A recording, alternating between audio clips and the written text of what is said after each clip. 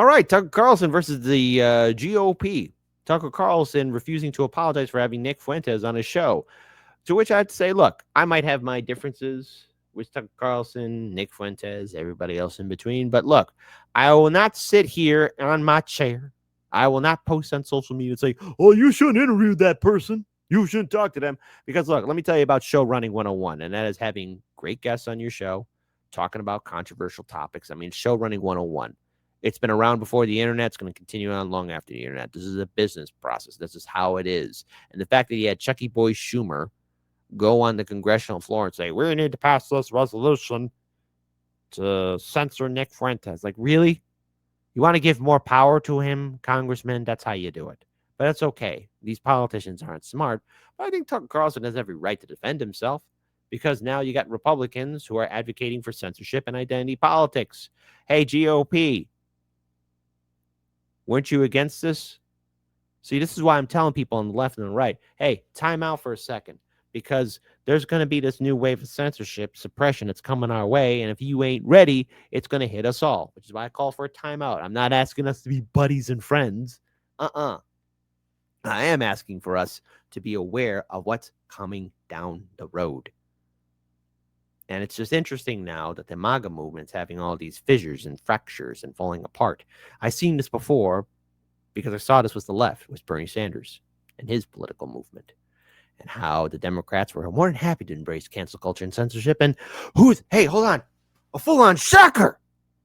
The Republican Party's for it too. Who knew? Who knew? No, but what's interesting is not that they've really inconvenienced me. They haven't. It's that they've revealed who they are. So they did this with Fuentes. This is the thing I learned is that Fuentes, I didn't know much about him, to be honest. Just too old for this shit. It's not my generation, so I just didn't know. But Nick Fuentes first became known freshman year of college, like first month of college. He's a student at BU. And he put something on the internet, Twitter or something, and basically why does Israel control our Congress? Something like that.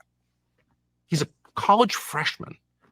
And Ben Shapiro, sitting at command center somewhere, is like, what? A college student who's not on board with the program? Destroy him. And Ben Shapiro tries to quote. Correction. Ben Shapiro called Commissariat Fritz and Deputy Fritz. Oh, Commissariat Hans and Deputy Fritz. Hello. You must all follow orders. Everyone must follow orders. Cancel this kid. He's a fucking college student. He's a freshman from Chicago. Rather than just call the guy and be like, hey, actually, I saw what you said. I don't like it. But there are reasons that we're allied with Israel and it really helps us. Or whatever. Make your case whatever your case is. His first instinct was, this man must be destroyed. He can never have a job in Con Inc. No one can hire him. And how'd that work for you, Ben Shapiro? Well, of course, it didn't work at all. Nick Fuentes is way bigger than Ben Shapiro has ever been, way more influential than Ben Shapiro has ever been. You can't cancel an idea. It just does not work. Let's kill Jesus. Okay, how'd that work? World's biggest religion. It just doesn't work. And any wise person knows that. So the only way, liberals used to say this, they don't believe it apparently anymore, but the only way to stop bad ideas is by countering them with good ideas. You want to defeat lies, tell the truth. It's literally that simple. And as if I needed to be reminded of that, the last month, I don't think a single person has ever made the case that I'm wrong, that Nick Fuentes is wrong. The Jew hatred stuff is wrong, period. And I said that. The white hatred, black hatred, Jew hatred, Malaysian hatred, Bedouin hatred, it's all wrong. I believe that as much as I believe anything. Okay.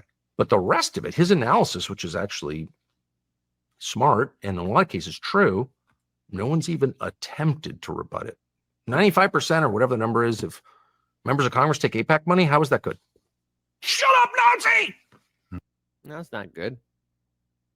I don't like the fact that all of our politicians can be bought out not only by AIPAC money, big oil, the prison industrial complex, everybody else.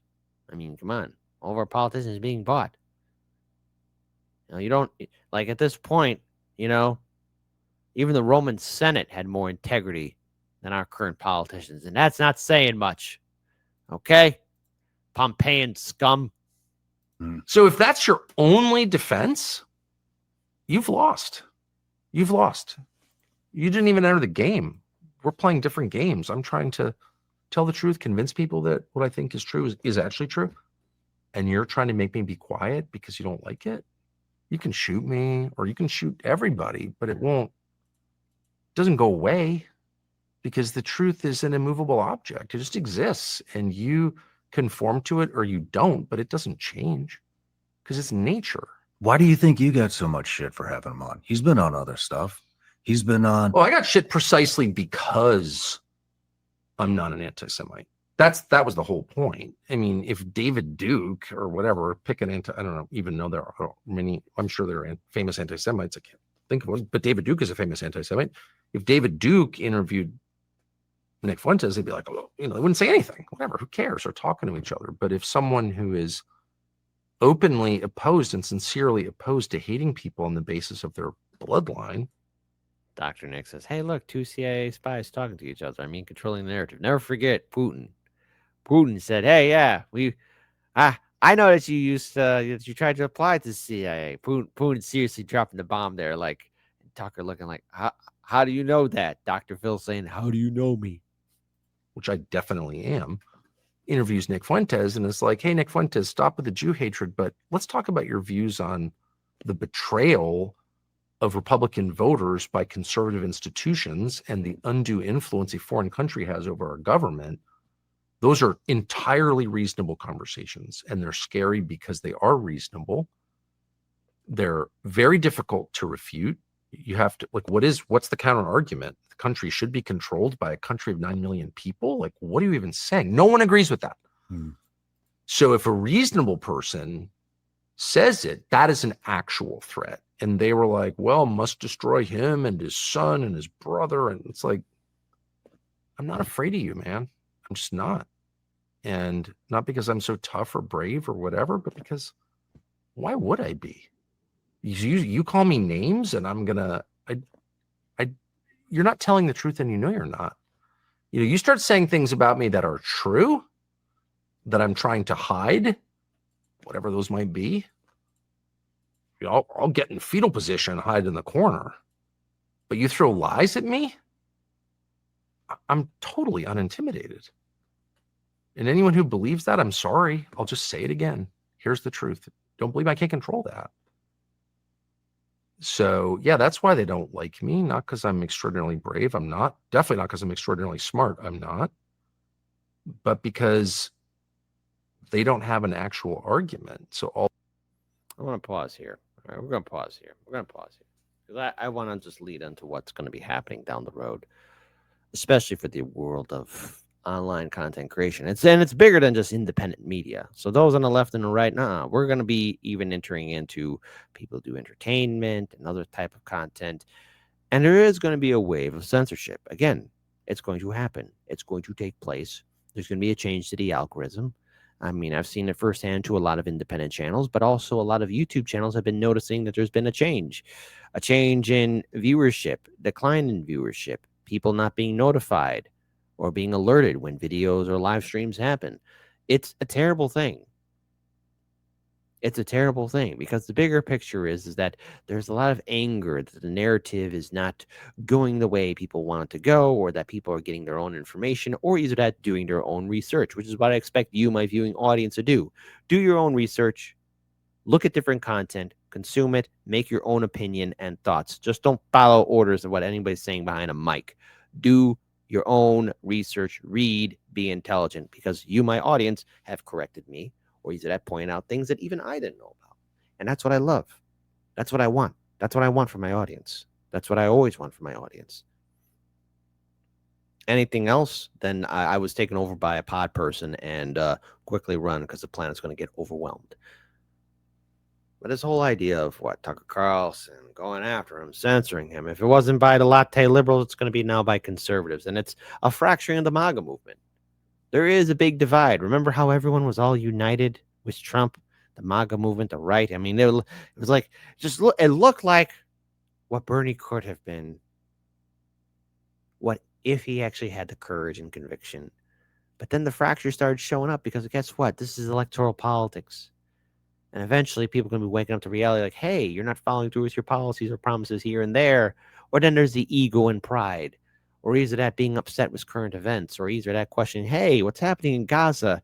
Yeah, that's not cool. People don't like what's happening in Gaza. Images of men, women, children starving and constantly being bombarded. All of Gaza's a moonscape at this point. What reconstruction looks like, the Riviera of the Middle East, yeah, built on foundations of broken bodies, bones, and blood. How do you think people will respond to this? See, this right now is a matter of what is being allowed to talk about, who can people talk to, and the cancel culture and censorship is never the answer. It's stupid, it's pointless. And I myself have been told, you shouldn't interview this person, you shouldn't talk to that person. How dare you have this person on your show, you know? And it's funny. It's funny because I don't want anyone to tell me what to do on my program. And don't worry. Just like how I said when Tucker Carlson interviewed Vladimir Putin, people would forget about it.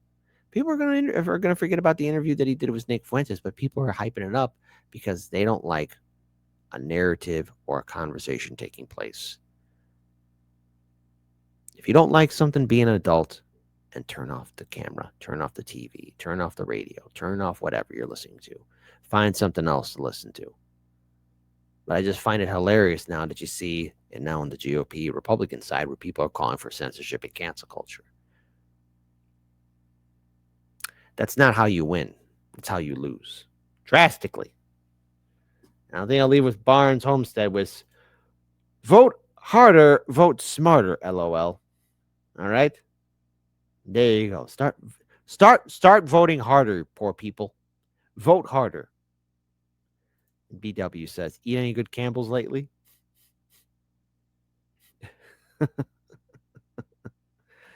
Let's see.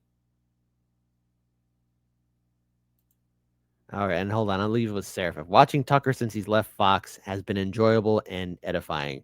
I'm going to duck out of chat. Have a great day out there. Remember, a cigar is a cigar. Stop projecting. Seraph, you are an angel and a saint. So duck out and enjoy your cigar break as you should.